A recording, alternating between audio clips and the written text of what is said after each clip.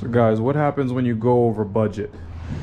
What happens when you go to do your rehab and you see stuff like this? Window sills are just falling apart.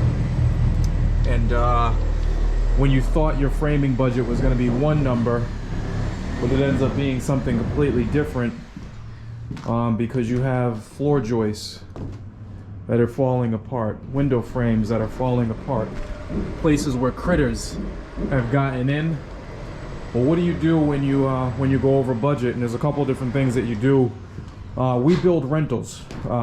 If you're flipping houses, you really only have one choice. You sell for what the house sells for, and you reduce your profit.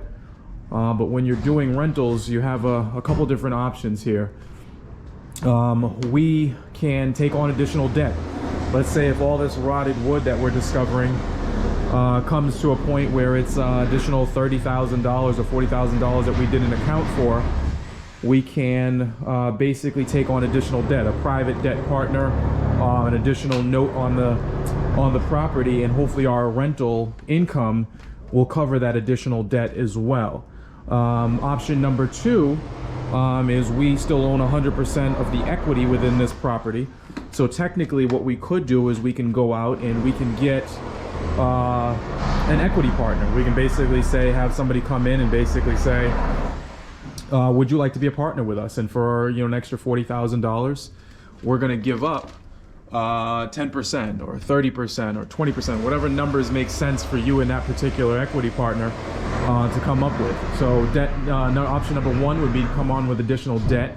It's probably the riskier option because obviously debt needs to be paid. An equity partner is probably the less risky or more conservative option, but you also have to give up ownership in the building. And what the other option would be to, here in Boston, we do a lot of three families. Everything is a triple decker. So what we could do is we could sell off one of the units. We can convert everything to condos, and instead of keeping the building as a whole, we can keep 2 units as rentals and then sell off one as a condo play. So those are the 3 options that we usually come into when we say we're gonna, we go over budget. We've done all 3 of them. Sometimes we sell the whole building. Sometimes if we know we go into these things pretty conservatively and we're buying at 50, 60, 70 cents on the dollar, we know we have some room left into them at the end of the day. So if we need to sell out, we can actually sell out, and a lot of times we're still making a profit. The goal is to obviously hold on to the building, but if we can get out of it, and if we get ourselves in trouble but need to get out of it and still make a profit, it's not exactly a bad thing. You can see stuff like this right here is why we go over budget. That is a rotted out window sill. This is a lot of rot from years and years of water damage that you really don't know about until you actually open up the property and get inside. And then as soon as guys start doing demo, we don't need to remove the windows because the windows are pretty much falling out of the house. So those are your 3 options. Those are our 3 options.